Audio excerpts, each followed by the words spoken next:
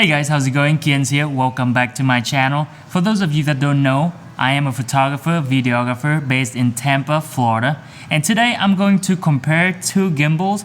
It's the DJI Ronin S and I'm comparing it with the RS2. Now DJI doesn't sponsor me, neither they send me any of these products. So my review is going to be brutally honest. So without further ado, let's get started.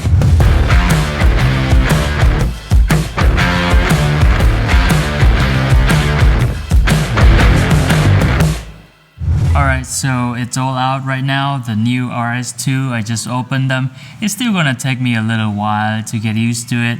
It's not as easy to get used to it, but for my first impression, it looks pretty nice. It's a well-built gimbal, but now we're gonna put into actual tests and we're gonna figure out which one is a better one to use. Now, how we're gonna do the test is that number one, I'm gonna walk very slowly with the wide angle lens to follow my friend Keung when we go outside. And then after that, I'm going to run really fast following him when he's running too to see if it works well as well. And the second test is that we're going to use it with a tighter lens. As you guys all know, with the wider angle lens, it's usually easier to use for the gimbal. But I want to see how it works for the tighter lens because usually in the wedding, a lot of time I might want to go run and gun with the tighter lens because I can't get really close with the couple. And I want to see which one's better. And without further ado, let's go outside and see which one performed better job for you.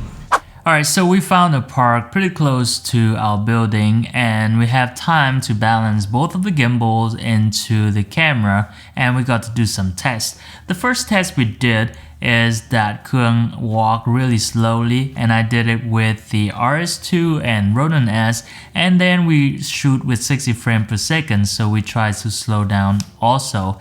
And then the second test is we run a lot faster. What do I mean by run faster? Which means this guy run this fast. And this guy is really trying to run fast. But anyway, this is the test result. And here's the RS2 slow down from 60 frames per second footage. And this is the Ronin S slow down on 60 frames per second footage. And then we try to balance it and shoot it with the tighter lens. We move from 16mm to 35mm. Now 35mm is still a pretty wide angle lens. But anyway, we got to do the test with a tighter lens because obviously it's harder to stabilize with the tighter lens. And here's the RS2. And then here's the Ronin S footage. On the way home, Keung tried to steal my hat, and luckily I got my camera on and I captured the whole thing.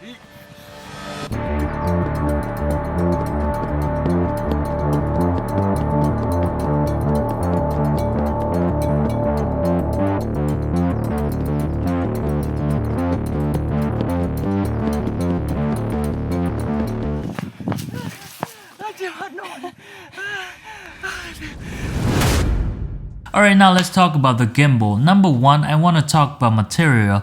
With the RS2, they start using the carbon fiber. With the Ronin S, they still use aluminum. According to DJI, the carbon fiber not only make the gimbal lighter weight, but also help the gimbal carry more heavier loads. Now I won't know for sure if it can carry heavier load because I'm only using this gimbal with EOS R and EOS R5, so it's not a crazy heavy weight to put into the gimbal. However, I do notice that it is lighter weight and it's very helpful, especially when you have to use the gimbal the entire day or entire wedding, for example. Another thing I noticed, I'm not sure if it's because of the material or not, but the knot and the slider is very easier to move and a lot easier to balance.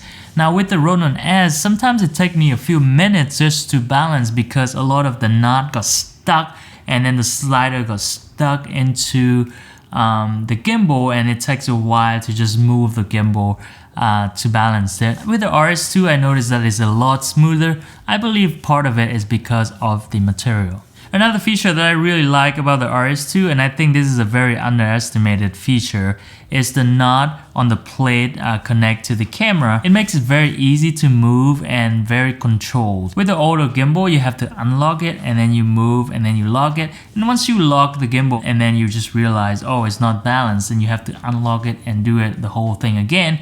With this knot, you literally just have to move the knot. Because the knot moves very easily, it's very controlled and make you balance it precisely. This new gimbal also have the Raven Eyes feature, which I really like. What it is that it can connect it to your phone, and whenever you move your phone, you also move the camera angle. And I really like this feature. Let's talk about how stabilized it is compared to the Ronin S. To be honest with you, I don't see a big difference between the newer one and the old one. They both did a pretty good job in general. However, I feel like there's a room to improve. I feel like it can still be a little bit more stabilized, it can be more balanced. If you balance your camera really good into the Ronin S, there's little to no difference when it comes to stabilizing using the Ronin S to Ronin RS2. However, for productivity, I think the RS2 did a really good job to make our job a lot easier as a videographer, because a lot of time the hardest thing when you use that gimbal is to balance it. So I like the way gimbal works, but a lot of time I don't really pick up the gimbal because it takes a long time to balance. With the RS2, it just make it a lot easier, make everything more efficient, and I really like that. Now the Ronin S is running around $599 I believe, and the RS2 running around $799 I believe, something like that, and I can double check again with my computer.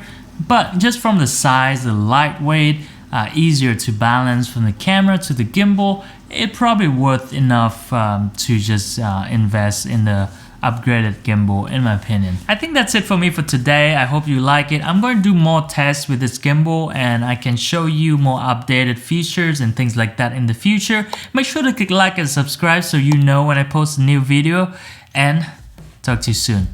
Bye.